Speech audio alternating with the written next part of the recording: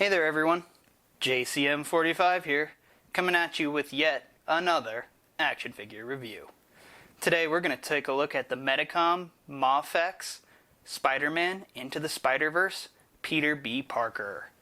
And this is a long anticipated figure that has been delayed numerous times, like most other Medicom figures have been as of late. And super excited to have Peter B. to go along with Miles.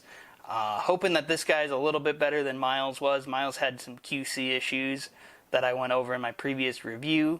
I actually ended up exchanging him with Ami for a new one, which is a lot better actually, so that was great. So hopefully this guy's a lot better. But before we get him out, let's take a quick look at the box like we always do. Starting off, we have a nice window here for the actual figure and all of his accessories. You have a promotional shot of Peter B. here. Spider-Man Into the Spider-Verse, Peter B. Parker. You have the Marvel logo, and the Medicom Toys logo, and some other nonsense there, the Mafex logo as well. Flipping on over to the side, you just have a Spider-Man Into the Spider-Verse kind of logo there.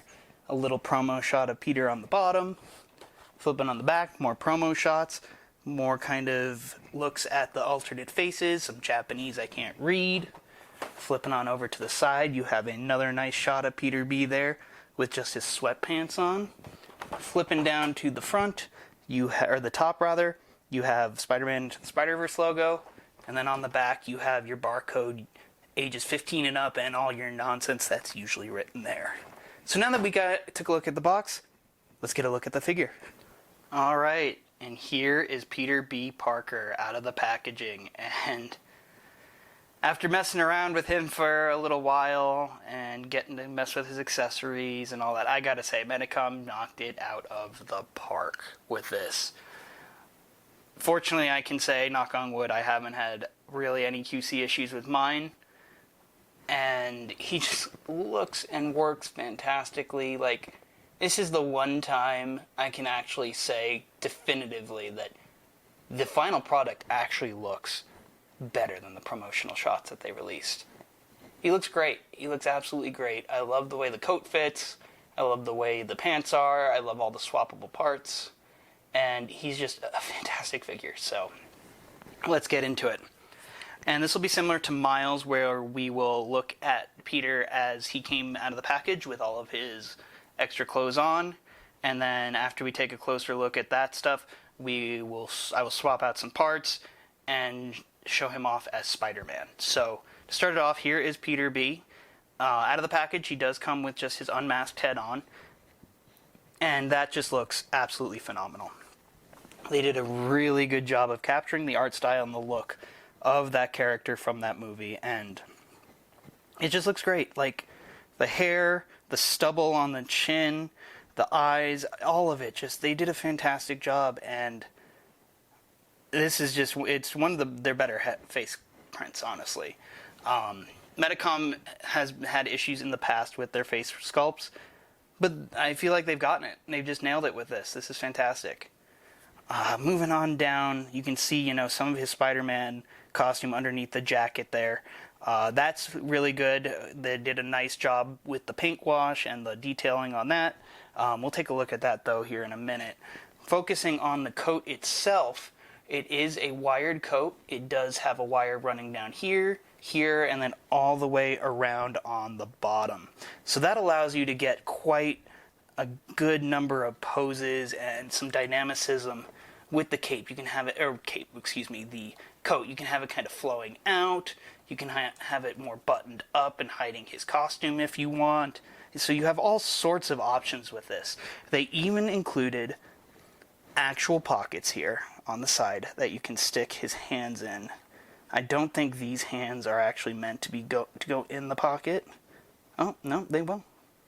Yeah, that goes in there perfectly, and it looks great. He looks fantastic. And so, that's really great. They did a good job with the coat itself there. On the back there, you can see the detailing there. It looks really good. It's got the breast pockets, the buttons, all that kind of stuff. So they did good. They did really good there. Moving on down to the sweatpants, they're a little bit more basic. They're not quite as elaborate as the coat, but excuse me. But they do exactly what they need to do. They look really good. They go down above his ankles, which they are supposed to. This one could probably get rolled up a little bit more, but it's not too bad. And then as you can see, he also comes with the sneaker and mismatching boot, which is great. So overall, the Peter B look that he comes out of the package looks fantastic.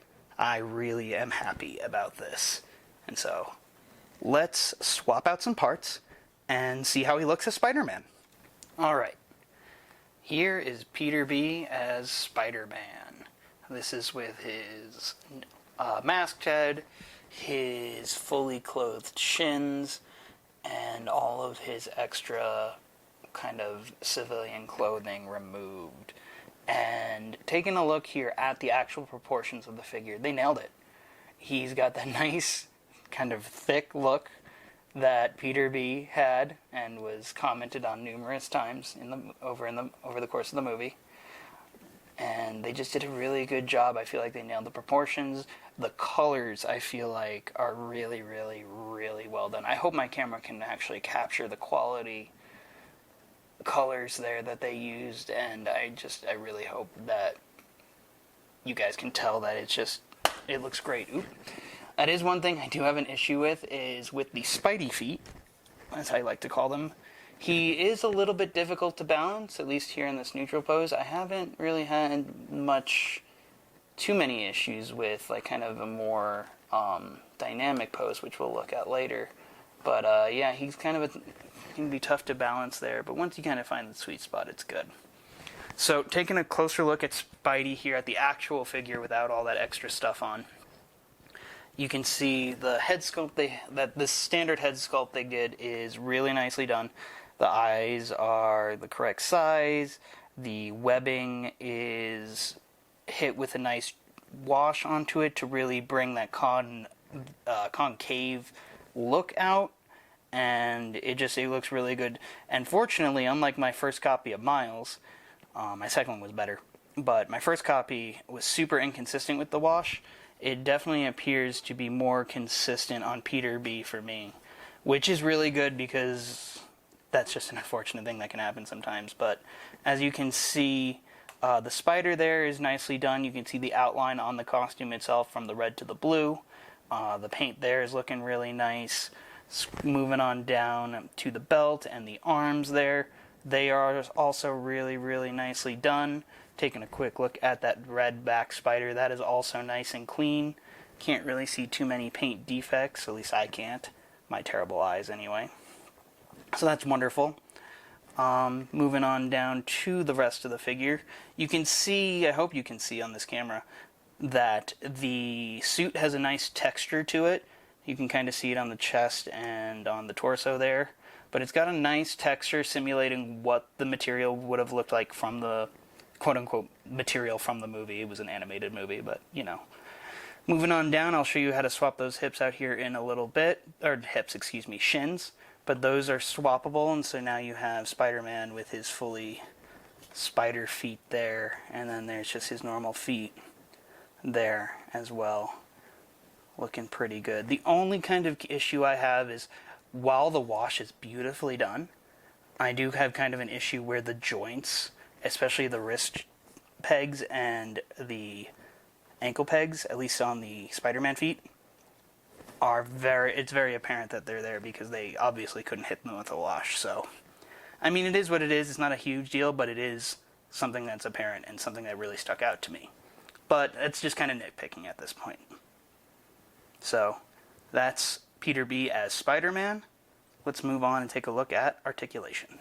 Okay, next up we have Articulation. So starting at the head, that is the head is on the traditional dumbbell joint with a kink in it that Mafex always seems to do. That way you can get a little extra movement up or down depending on what you want to do. The neck is also on a ball joint because that is also swappable with the unmasked neck peg. So popping that head back on. It can rotate full 360 degrees around. he can look up pretty far, and that's because I have the kink going back, I think, at the moment. You can flip it around to give him a better look down. But he can bury the chin quite far, so that's nice too. And with that dumbbell joint and ball joint on the neck, he's got quite a bit of tilt. Very nice there. Moving on to the shoulders. The shoulders are on appears to be on a ball and cap system, so you can get some nice rotation there to kind of simulate the butterfly joint that other figures have. So you can go forward like kind of that much, you can go back that much, and then the shoulder itself is on the traditional hinge and swivel system, so it can rotate all the way around. It can arc up quite a bit there, which is great. It does have a bicep swivel there, a double joint that gives you all range of movement all the way, and the traditional hinge and swivel system for your wrists there, like so. Moving on over to the torso, he's got a dumbbell or a ball joint here in the diaphragm, giving him good range of movement. He can crunch that far with just the diaphragm joint. He can arc back quite a bit. He does kind of gap up there in the front, like a lot of figures have been doing that I've been reviewing lately. That is what it is. With that waist joint there, that is also on a ball joint, that adds a bunch of other range of motion. He also has a good range of tilt on the diaphragm joint. But with both joints working in conjunction, he can bend down that much. He can arc back quite a bit. He's got some good tilt. And he can swivel. He can actually swivel all the way around at the waist, which is pretty nifty. There's no hindrance there. Moving on to the hips, he doesn't seem to have he does have drop-down hips like the rest of them. Fortunately, unlike my last couple Medicom figures, I haven't had to hit these hips with shock oil, knock on wood, but they seem to be quite good. So he does have the drop-down hip system to kind of give him a little bit more range of movement there. He does have a thigh swivel that gets some good movement there. He can kick up about that far. He can kick back about that far. And let's see a finagle. He's got okay splits. I kind of would like some better splits from a Spider-Man figure, but that's okay. I've seen worse. Let's just rearrange the hips there. And so he does have a double knee that can kick all the way back. And I'll show you how to swap out the shins. You just kind of, I recommend holding it by the joint itself so you don't really kind of pull it from the other side. And when I swapped them, the Spider-Man shins were incredibly tight. And they've loosened up a bit. They're still fairly tight, not nearly as bad. But if you just carefully wiggle and pull, they'll come out. And so that's just the peg system there that attaches the bare legs that I have. The bare shins fit a lot better because they were probably in the packaging. They were able to sit. So I'm probably going to leave these on for a little while and see if they become easier. They definitely, over time, like that was a lot easier to pop back in than it has been. So as you swap them, it seems they'll be easier to kind of mess with. And then both sets of shins have the traditional ball and hinge, or not ball and hinge and swivel for the ankles with a forward-facing pin for a rocker, and they both get some pretty good range of movement. It can go down that far, it can go up that far, and it's got a toe joint. And so that's Peter B's articulation. I'm pretty happy with him. All the joints on mine are really tight. Some of them are almost too tight, but not quite where I'm super scared, so I'm sure they'll kind of loosen up as time goes on, and overall I'm really happy. I have had a much better experience with this guy than I had with Miles, except for the fact that I can't balance him. I'm ashamed of myself. But moving on to accessories. Alright, next up, let's look at some accessories, and Peter B comes with quite a few. We'll start off with his hands that Medicom included in this nice nifty little removable tray, which was actually to hide the webs that go underneath it in the packaging, but this makes my life a little bit easier. So as you can see, we have a number of hands, we have some fists, we have some thwipping hands, we have some gripping hands, we have another set of relaxed hands, which is the pair he actually had, which he has a pair already on his hands. I wasn't able to tell much of a difference from it, but it is what it is. He's got some web gripping hands, some splayed out hands, some splayed out magnet hands, and then a second slightly different that are not, I can't really tell the difference between them, they're kind of slightly different, set of splayed out hands. So he's got quite a plethora there, which, that's nice. I'm not really sure why he comes with doubles, but in case you lose one, you have more. Good for that. Also, he comes with another swappable hand that has a coffee mug attached to it. And that looks really cool. They even sculpted, or painted rather, the coffee in there. And so that's nice. I'm really glad that they sculpted the hand in there completely. That way you don't have to mess with trying to get him to hold it. Also comes with a pizza slice. Lots of Spider-Men seem to come with pizza slices for whatever reason. So, yeah. This is pretty important because he was eating pizza when he got zapped to the alternate universe in the movie. Moving on to the head sculpt, we took a look at this Peter B. Parker head sculpt when we were looking at the figure out of the package. That looks great. Can't complain there. We already looked at that, so awesome. He also comes with a second Peter B head, this time with the mask all the way up, or halfway up rather, and so that looks really good too. Can't complain there. And then his final head, other than the regular Spidey head he's got on at the moment, that we looked at, is the squinting Spider-Man head. And that also looks really good. Can't hate on that. He also comes with several pairs of feet. Comes with 2 regular Spider-Man feet that are on the figure right now. Comes with a pair of magnet feet that we have come accustomed to seeing in Medicom Spider-Man figures, so that's pretty standard. Couple of bare feet to go on these bare shins there. That's pretty nifty to replicate that scene when he and Miles steal the computer from Alchemex. And then we have the bare shins here that have the Converse sneaker and the boot. And so that's pretty cool. These swap out with the bare feet as well, so it's nifty.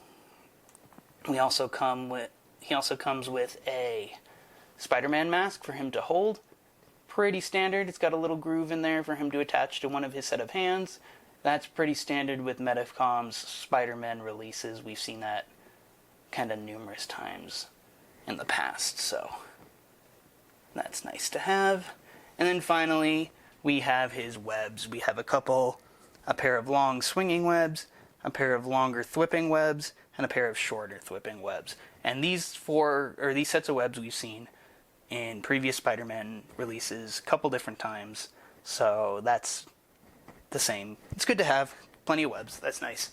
We also get the standard Medicom stand, which these are okay.